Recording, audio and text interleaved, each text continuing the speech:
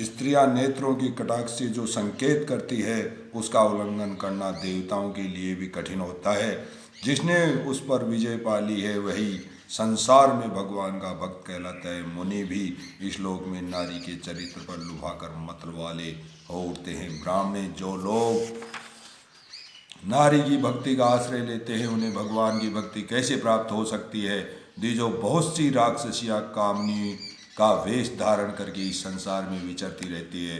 वे सदा मनुष्यों की बुद्धि एवं विवेक को अपना ग्रास बनाया करती है।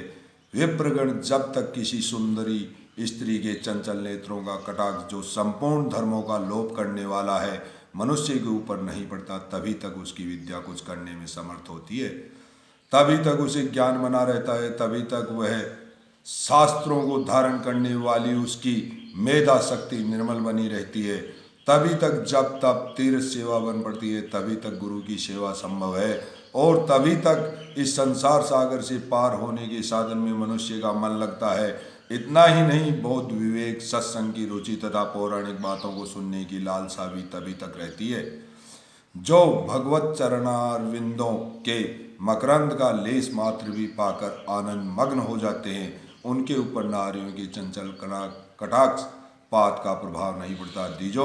जिन्होंने प्रत्येक जन्म में भगवान ऋषिकेश का सेवन किया है, ब्राह्मणों को दान दिया है तथा अग्नि में हवन किया है, उन्हीं को उन विषयों की ओर से वैराग्य होता है। स्त्रियों में सौंदर्य नाम की वस्तु ही क्या है?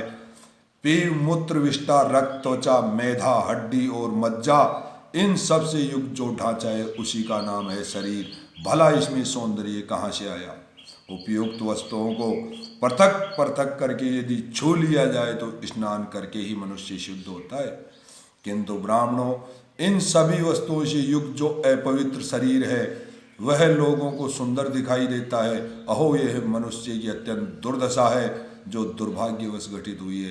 पुरुष उभरे हुए कोचों से युक्त शरीर से स्त्री बुद्धि करके प्रवृत्त होता है, किंतु कौन स्त्री है और कौन पुरुष विचार करने पर कुछ भी सिद्ध नहीं होता। इसलिए साधु पुरुष को सब प्रकार से स्त्री के संग का परित्याग करना चाहिए।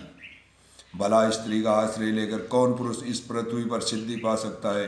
कामनी और उसका संग करने वाले पुरुष का संग भी त्याग देना चाहिए।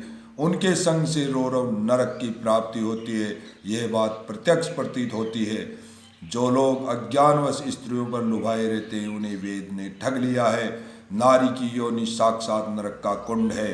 कामी पुरुष को उसमें पकना पड़ता है, क्योंकि जिस भूमि से उसका आयुर्भाव हुआ है वहीं वह फिर रमण करता है। अहो, जहाँ से मल जनित मूत्र और रज बहता है वहीं मनुष्य रमण करता है। उससे बढ़कर अपवित्र कौन होगा? वह अत्यंत कष्ट है, फिर भी मनुष्य उसमें प्रवृत्त होता है। अहो, ये देव की कैसी विडंबना है, उस अपवित्र योनि में बार बार रमण करता है। यह मनुष्यों की कितनी निर्लज्जता है। अतः बुद्धिमान पुरुषों को स्त्री प्रसंग से होने वाले बहुतेरे दोषों पर विचार करना चाहिए। मैथुन से बल की हानि होती है और उससे उसको अत्यंत निंद्रा आने लगती है। फिर नींद से बेसुध रहने वाले मनुष्य की आयु ही कम हो जाती है। इसलिए बुद्धिमान पुरुष को उचित है कि वह नारी को अपनी मृत्यु के समान समझे और मन को प्रयत्न पूर्वक भगवान गोविंद के चरणों कमलों में लगावे। श्री गोविंद के चरणों की सेवा इहलोक और परलोक में भी सुख देने वाली है। उसे छोड़कर कौन महामूर्ख पुरुष स्त्री के चरणों का सेवन करेगा? भगवान जनार्दन के चरणों की सेवा मोक्ष प्रदान करने वाली है तथा स्त्रियों की योनि का सेवन योनि के ही संकट में डालने वाला है। योनि से भी पुरुष को बार बार योनि में ही गिरना पड़ता है। यंत्र में कसे जाने वाले को जैसा कष्ट होता है वैसी ही यातनाओं से भी भोगनी पड़ती है, परंतु फिर भी वह योनि की ही अभिलाषा करता है। यह पुरुष की कैसी विडंबना है, इसे जानना चाहिए। मैं अपनी भुजाएं ऊपर उठाकर कहता हूँ, मेरी उत्तम बात सुनो। श्री गोविंद से मन लगाओ, यातना देने वाली योनि से नहीं। जो स्त्री की आसक्ति छोड़कर विचरता है वह मानव पग पग पर अश्वमेघ यज्ञ का फल पाता है। यदि वेद देव योग से उत्तम कुल में उत्पन्न स्त्री साध्वी स्त्री से मनुष्य का विवाह हो जाए तो उससे पुत्र का जन्म होने के पश्चात फिर उसके साथ समागम न करे। ऐसे पुरुष पर भगवान जगदीश्वर संतुष्ट होते हैं, इसमें तनिक भी संदेह नहीं है। धर्मज्ञ पुरुष स्त्री के संग को ऐसा संग कहते हैं, उसके रहते भगवान श्रीहरि के सुदृढ़ भक्ति नहीं होती। इसलिए सब प्रकार के संगों का परित्याग करके भगवान की भक्ति ही करनी चाहिए। मेरे विचार से इस संसार में श्रीहरि की भक्ति दुर्लभ है। जिनकी भगवान में भक्ति होती वह मनुष्य निस्संदेह कृतार्थ हो जाता है। उसी कर्म का अनुष्ठान करना चाहिए जिससे भगवान प्रसन्न हो।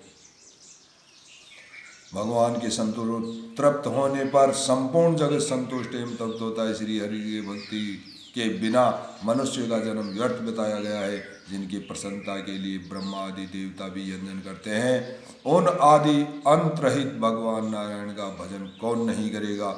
जो अपने हृदय में श्री जनार्दन के युगल चरणों की स्थापना करता है, उसकी माता परम सौभाग्यशालिनी और पिता महापुण्यात्मा है। जगद्वंद जनार्दन शरणागत वत्सल आदि कहकर जो मनुष्य भगवान को पुकारते हैं, उनको नरक में नहीं जाना पड़ता है।